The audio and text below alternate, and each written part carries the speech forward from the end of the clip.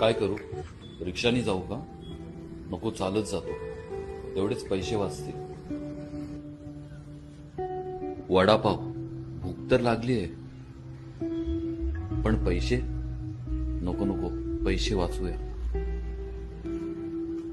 अरे यार, तहान तर लागलीये, पण पुन्हा तेच पैसे.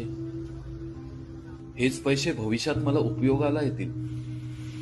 चला, बिस्लेरीचे पैसे तर वाचले.